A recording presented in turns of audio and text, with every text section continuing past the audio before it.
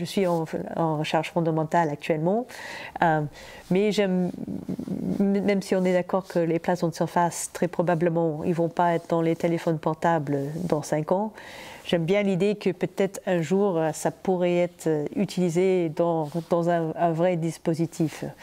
Donc personnellement, j'aime bien ce côté d'application éventuelle.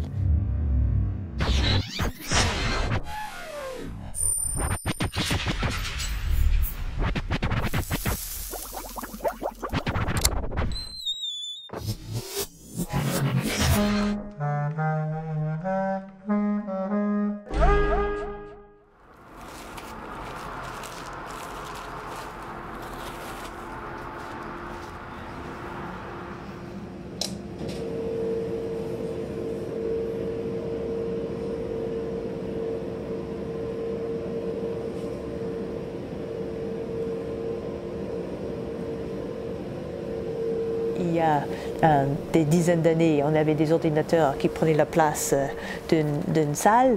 Maintenant, on a des téléphones qui sont quasiment des petits ordinateurs. Donc, il y a une grande réussite pour l'électronique pour réduire la taille des composants qui font fonctionner ces appareils. Dans nos circuits électroniques, dans nos appareils électroniques, là, ce sont des électrons qui sont responsables de la conductivité. L'électron, c'est la particule élémentaire de l'électricité, du courant. La lumière, on peut le considérer à la fois comme une onde ou comme une particule. Et les particules de lumière, on les appelle des photons. Si on veut télécharger beaucoup d'informations rapidement de l'Internet, mieux vaut avoir la fibre optique.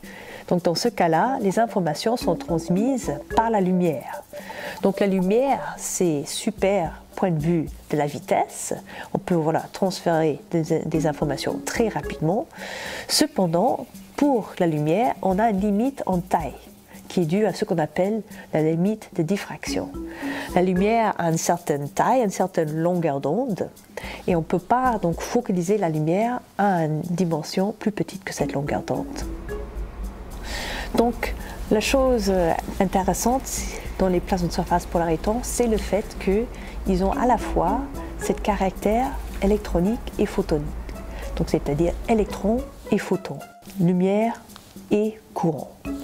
Et donc, ça veut dire qu'on va pouvoir profiter des avantages des électrons, donc le fait qu'on peut faire des composants de toute petite taille, et les avantages des photons, de la lumière. C'est-à-dire qu'on va pouvoir faire quelque chose qui va aller très vite. Donc, qu'est-ce que c'est que ces plasons de surface? Bon, d'abord, il faut une surface, une interface, donc entre un métal conducteur et quelque chose non conducteur, quelque chose qui ne conduit pas de l'électricité. Par exemple, ça peut être de l'air ou du verre ou quelque chose comme ça. Donc ensuite, à cette interface, on va créer une oscillation collective d'électrons. Donc on va avoir tout un groupe d'électrons qui va osciller donc, dans le plan de l'interface.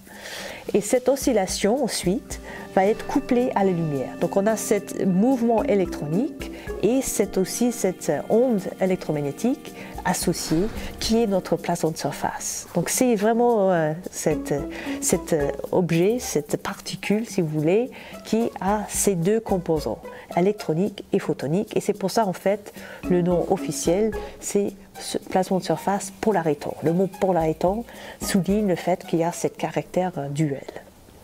Il faudrait refaire l'alignement du laser, il a tendance à shifter un petit peu dans tous les sens. Je te laisse faire.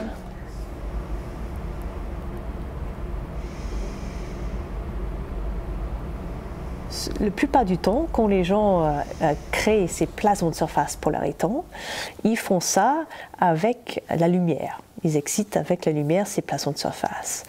Or, notre spécificité, c'est le fait que nous, on excite ces plasons de surface plutôt électriquement avec donc ce microscope à effet tunnel.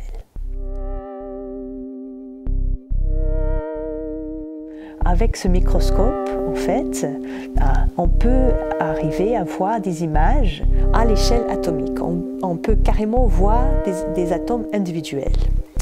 Or, ce que nous on fait, c'est quelque chose de très différent par rapport à l'utilisation habituelle de la microscopie à effet tunnel.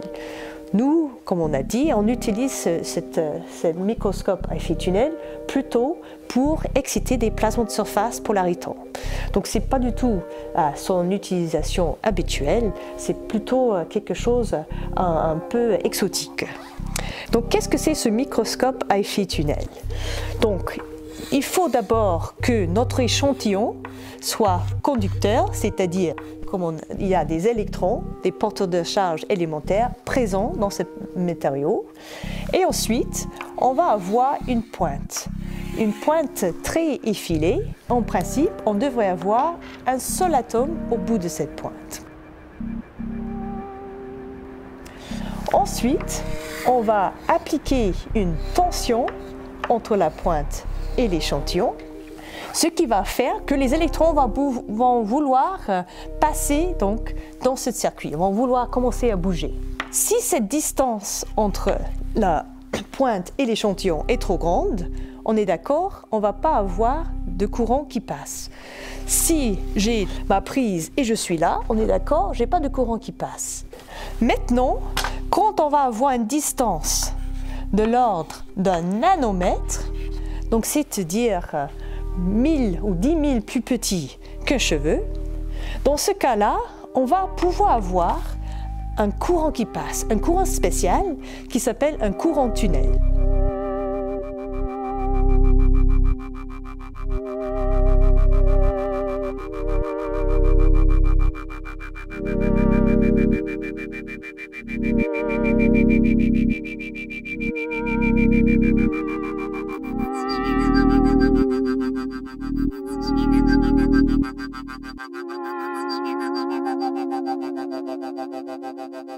Donc voilà, on a réussi à faire ce qu'on voulait faire, c'est-à-dire exciter électriquement des plasmons de surface. On a excité au centre, ici, les plasmons de surface polarisants. Ensuite, ils se sont propagés sur la surface du métal, sur la surface de l'or.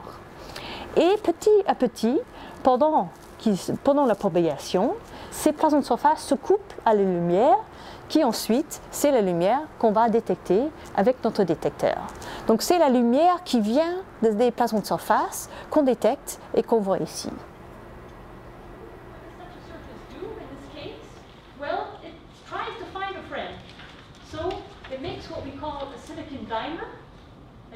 Donc je suis enseignant-chercheur.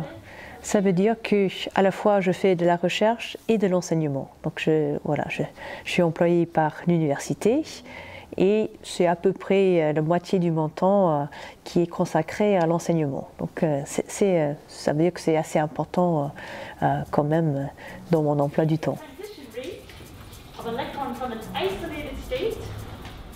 Donc l'enseignement, c'est quelque chose qui est très gratifiant, dans le sens que dans la recherche, des fois ça ne marche pas, on travaille dur, ça ne marche pas, bon, un jour ça va marcher ou on change d'idée, etc. Mais au moins le retour est plus rapide avec l'enseignement. On enseigne, on voit les yeux qui font comme ça quand ils ont compris. Donc on a un retour bien plus rapidement qu'en recherche. Donc c'est bien d'avoir ces deux facettes. Donc quand la recherche va mal, il y a toujours l'enseignement. C'est rare que l'enseignement va mal, mais si c'est le cas, il y a toujours la recherche. Donc c'est bien de voir ces deux facettes.